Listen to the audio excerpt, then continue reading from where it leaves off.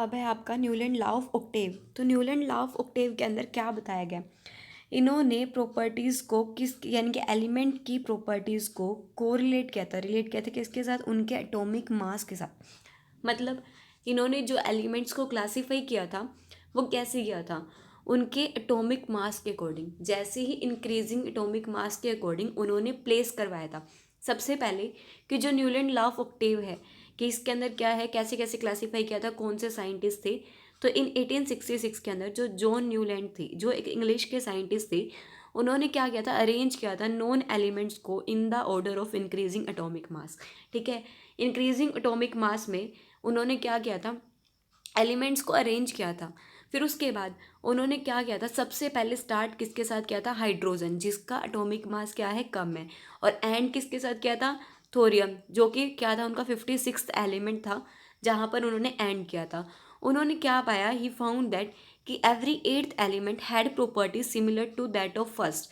उन्होंने क्या पाया था कि जो हर एट्थ एलिमेंट है ना, उसकी प्रॉपर्टी सिमिलर है फर्स्ट एलिमेंट के। उसके बाद क्योंकि आपने देखा होगा सा रे गा मा पा धा नी सा, 8 लेटर्स यानी 8 वर्ड्स आते हैं उसके अंदर भी। तो ऐसे ही उन्होंने कंपेयर कर दिया इन्हीं ऑक्टेव्स बोलते हैं, जो कि म्यूजिक के अंदर फाउंड होते हैं। इसी वजह से इसका नाम दिया गया था लॉ ऑफ ऑक्टेव्स। तो इसी इसी को बोला जाता है, it is known as Newland law of octave. इसका मतलब क्या है कि every eighth element had similar property to that of first, यानी कि हर एट्थ एलिमेंट की जो प्रॉपर्टी है वो फर्स्ट एलिमेंट के सिमिलर है। उसके बाद जो न्यूलैंड ऑक्टेव था उसके अंदर ही जो इन्होंने प्रॉपर्टी बताई है, उसके अकॉर्डिंग जो लिथियम है उसकी प्रॉपर्टी सेम थी सोडियम के। ठीक है, फिर नेक्स्ट आपसे कहा गया है सोडियम क्या है, यहाँ पर हमारा जो ये सोडियम है, अगर आप सोडियम को देखोगे तो सोडियम यहाँ पर एट्थ एलिमेंट है। ये इन्होंने क्या किया था, सिर्फ और सिर्फ कैल्शियम तक ही ये क्या कर पाए थे, ये जो इनकी प्रॉपर्टी थी कि फर्स्ट एलिमेंट एट्थ के सिमिलर है या उनकी प्रॉपर्टी सिमिलर है, ये सिर्फ और सिर्फ कैल्शियम तक एप्लीकेबल था। ठीक है, तो यहाँ पर क्या है, सोडियम जो वो एट्थ एलिमेंट था लिथियम के बाद। सिमिलरली बेरिलियम एंड मैग्नीशियम, उन वो दोनों एक जैसे थे, यानी कि बेरिलियम को अगर हम फर्स्ट मान के चलें तो ये मैग्नीशियम क्या है, हमारा एट्थ एलिमेंट था, जिनकी प्रॉपर्टी सिमिलर थी। तो उन्होंने ये कहा था कि फर्स्ट एलिमेंट की प्रॉपर्टी एट्थ एलिमेंट के सिमिलर है, इसी वजह से उन्होंने इसका नाम लॉ ऑफ ऑक्टेव्स दिया था, और जिसे हम बोलते हैं न्यूलैंड लॉ ऑफ ऑक्टेव्स। ये कहाँ तक एप्लीकेबल था, सिर्फ और सिर्फ कैल्शियम तक। ये प्रॉपर्टी इनकी कहाँ तक एप्लीकेबल थी, ओनली कैल्शियम तक।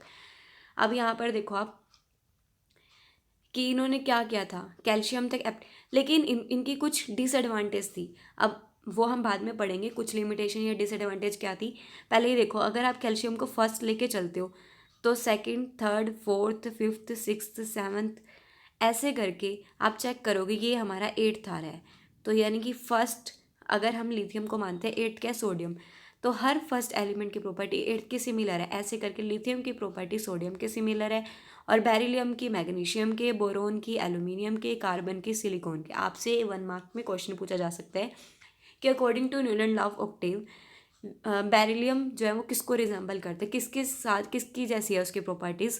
तो बेरिलियम की किसके जैसी है, मैग्नीशियम की जैसी है, ऐसे आपको बताना होगा। उसके बाद आपके पास लिमिटेशन की बात की गई है। इन्होंने जो बताया था कि फर्स्ट एलिमेंट एट्थ के सिमिलर है, वो सिर्फ यानी कि ये जो लॉ ऑफ ऑक्टेव था वो सिर्फ और सिर्फ एप्लीकेबल कहाँ तक था, कैल्शियम तक।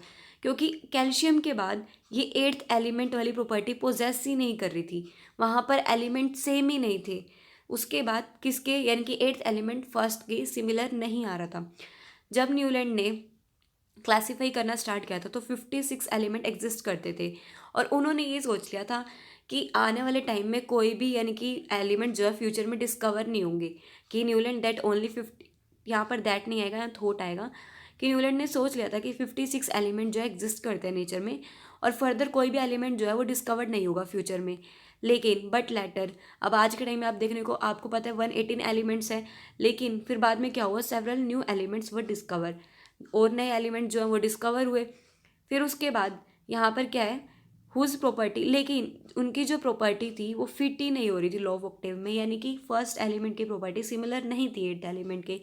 फिर उन्होंने क्या किया, उन एलिमेंट को फिट करना था सिर्फ टेबल में, तो उन्हें सिर्फ उन एलिमेंट को एडजस्ट करने के लिए क्या किया इन्होंने कि टू एलिमेंट्स को, जबकि एक एलिमेंट को एक में डालना चाहिए, एक ग्रुप में डालना चाहिए, लेकिन इन्होंने टू एलिमेंट्स को सेम स्लॉट में डाल दिया, यानी कि एक ग्रुप में, जैसे कि कोबाल्ट और निकल ये सेम स्लॉट है और इसके अंदर दो एलिमेंट को इन्होंने प्लेस करवा दिया। But also put unlike element under the same node, और उन्होंने जैसे कि अगर ये हेलोजन्स हैं, कौन कौन से होते हैं हेलोजन, जैसे कि क्लोरीन ब्रोमीन, ठीक है, ये क्लोरीन ब्रोमीन, उनके बीच में इन्होंने कोबाल्ट और निकल को प्लेस कर दिया था, ठीक है, जो कि क्या है अनलाइक एलिमेंट्स है, जो कि सिमिलर भी नहीं है, उन्होंने उस नोट में इनको प्लेस कर दिया। तो देखो यही बताया गया, note that cobalt and nickel are in the same slot में डाल दिए, these are placed in the same column, कहाँ पर प्लेस किए गए हेलोजेंस में, जैसे कि फ्लोरीन क्लोरीन ब्रोमीन, जिनकी डिफरेंट प्रॉपर्टीज थी इन एलिमेंट्स के, यानी कि कोबाल्ट और निकल से इन क्लोरीन ब्रोमीन फ्लोरीन की प्रॉपर्टीज डिफरेंट थी, फिर भी इन्होंने वहाँ पर प्लेस कर दिया। फिर उसके बाद यहाँ पर बताया कि आयरन विच रिजेंबल कोबाल्ट, आयरन जो है वो कोबाल्ट और निकल जैसी प्रॉपर्टी थी, उसको उससे दूर प्लेस करवा दिया। तो ये उनकी लिमिटेशंस थी। फिर आपसे क्वेश्चन इस टाइप के पूछे जाएंगे, तो आपको क्या करना है, डिफाइन करना है इनको। फिर आपका नेक्स्ट है मेंडलीव, एक क्वेश्चन है, following the law of octave, according to law of octave के tell which element will show similar property to the element oxygen, oxygen के सिमिलर कौन सा एलिमेंट था जो सिमिलर प्रॉपर्टीज थी, ऑक्सीजन के सिमिलर किसकी प्रॉपर्टीज थी, कौन से एलिमेंट की थी, तो वो थे सल्फर। ओके।